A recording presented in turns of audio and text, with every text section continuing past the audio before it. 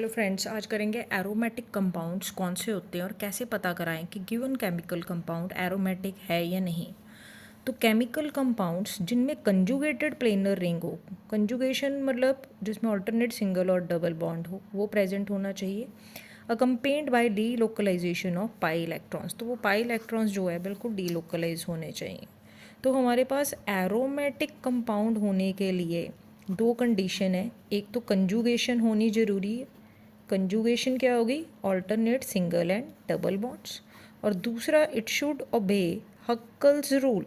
अब ये हक्कल रूल क्या है कि उस कंपाउंड में 4n+2 पाई इलेक्ट्रॉन्स होने चाहिए। जैसे कि अगर ये फार्मूला लर्न करना है हक्कल्स रूल का, अगर n की वैल्यू 0 ले यहाँ पे पुट करें तो कितने इलेक्ट्रॉन्स चाहिए? 2 पाई इलेक्ट्रॉन्स। पाई इलेक्ट्रॉन्स कौन से है? डबल बॉन्ड वाले। n=1 भरेंगे यहाँ पे तो 4 × 1 + 2 we will have 6 pi electrons. n की वैल्यू 2 भरेंगे तो 4 × 2 + 2 we will have 10 pi electrons.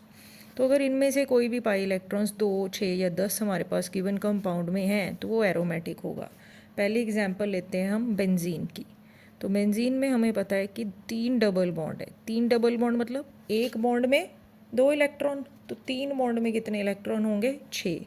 तो 6 पाई इलेक्ट्रॉन है। तो ये हक्कल रूल ओबे कर रहा है क्योंकि n की वैल्यू 1 लेंगे तो 6 पाई होता है, तो हक्कल रूल ओबे कर रहा है। साथ में इसमें ऑल्टरनेट सिंगल और डबल बॉन्ड है, तो कंजुगेशन भी है तो भी ये हक्कल रूल ओबे कर रहा है, इसलिए ये क्या होगा? Aromatic compound.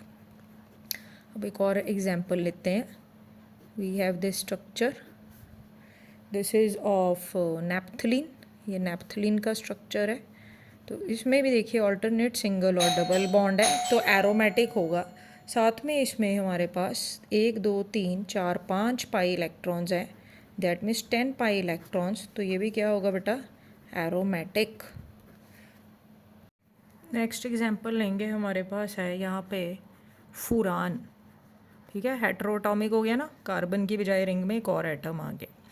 अब यहाँ पे कंजुगेशन तो है ऑल्टरनेट सिंगल डबल बॉन्ड, लेकिन अब पाई इलेक्ट्रॉन्स काउंट करें, एक डबल बॉन्ड ये है, एक ये है, तो इसके अकॉर्डिंग 4 पाई इलेक्ट्रॉन्स।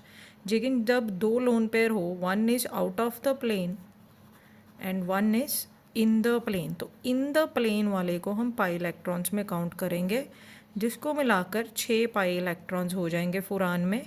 नाम इसका फुरान है बेटा, और ये क्या होगा? एरोमेटिक। ठीक है, अब कुछ और एग्जांपल्स लेते हैं। अगर मेरे पास इस तरह से कोई कॉम्प्लेक्स आ जाए और इसके ऊपर है पॉजिटिव चार्ज, इसके ऊपर है positive charge, cyclopentadienyl ion. ठीक है जी।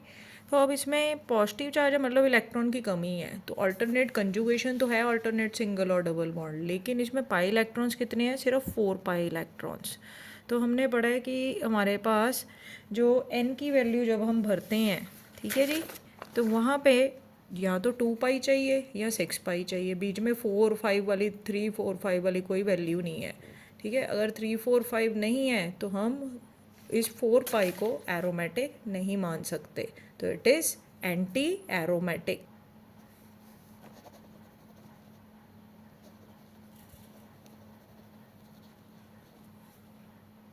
इसमें हम देखेंगे एरोमेटिक कंपाउंड्स, या अब करेंगे फर्स्ट ऑर्गेनिक कंपाउंड जो डिस्कवर हुआ था वो था बाय वोल्लर, उसको बोलते हैं यूरिया। और यूरिया की डिस्कवरी हुई है from ammonium chloride and potassium cyanide से। ये फार्मूला यूरिया का NH2CONH2।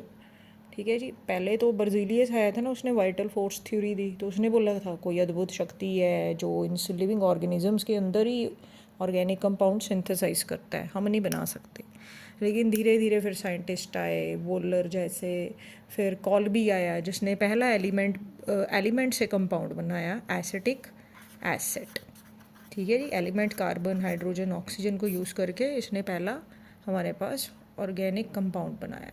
अब इससे ही आगे हाइड्रोकार्बन्स जो आते हैं। हाइड्रोकार्बन्स क्या? Compounds of hydrogen and carbon and their derivatives, जिनकी स्टडी हम ऑर्गेनिक कंपाउंड, ऑर्गेनिक केमिस्ट्री में करेंगे। अब ऑर्गेनिक कंपाउंड को पहले डिस्क्राइब करने के लिए हमारे पास कंप्लीट मेथड, कैसे हम कार्बन कंपाउंड्स को कंप्लीटली शो कर सकते हैं। कार्बन के बेटा 4 बॉन्ड शो करने हैं, ठीक है, तो बाकी हम क्या लगा देंगे? हाइड्रोजन। 1, 2, 3, 4 क्या लगा दी मैंने? हाइड्रोजन, इधर 1 बॉन्ड था तो 3 हाइड्रोजन। तो this is the complete method. अब इसी तरह सेकंड मेथड आता है कंडेंस्ड मेथड।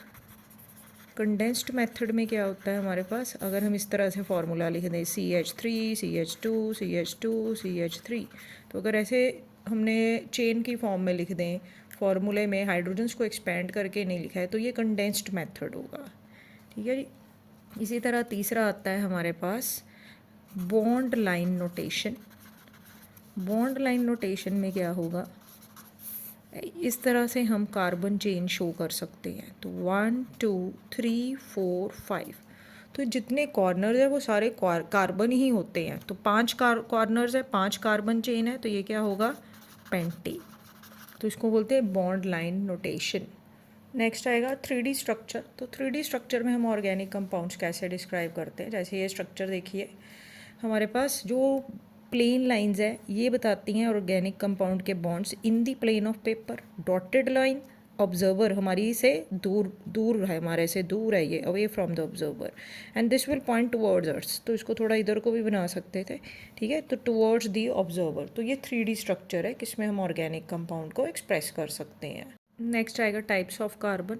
तो 1 डिग्री कार्बन होती है, 2 डिग्री, 3 डिग्री, 4 डिग्री। 1 डिग्री होती है प्राइमरी कार्बन, 2 डिग्री होती है सेकेंडरी कार्बन, 3 डिग्री होती है टर्शरी कार्बन, और 4 डिग्री होती है क्वाटरनरी कार्बन। अब कार्बन कार्बन के साथ कितने बॉन्ड बनाती है उसके बेसिस पे बताएंगे। यहाँ पे कार्बन एक और कार्बन से बॉन्ड बना रही है तो 1 डिग्री, ये कार्बन इधर भी बॉन्ड बना रही है, इधर भी, ये 2 डिग्री, और ये कार्बन इधर भी एक बॉन्ड, एक इधर, तो ये 3 डिग्री होगी। ये वाली सिर्फ नीचे बना रही है तो 1 डिग्री। ये कार्बन इधर कार्बन के साथ और इधर 2 डिग्री। हाइड्रोजन के साथ नहीं देखना, कार्बन कार्बन के साथ कितने बॉन्ड बनाती है, 1 2 3 4, तो ये 4 डिग्री हो गई। ये सारी क्या होंगी, 1 डिग्री। और कार्बन कितने डिग्री की है वहीं से हमें पता चलता है कि हाइड्रोजन कितने डिग्री की होगी। तो अगर कार्बन 1 डिग्री है उसके साथ हाइड्रोजन्स भी 1 डिग्री होंगे। अगर कार्बन 2 डिग्री है तो उसके साथ हाइड्रोजन्स भी 2 डिग्री होंगे। तो डिपेंडिंग अपॉन कार्बन डिसाइड्स कि प्राइमरी होगी हाइड्रोजन, सेकेंडरी होगी या टर्शरी होगी।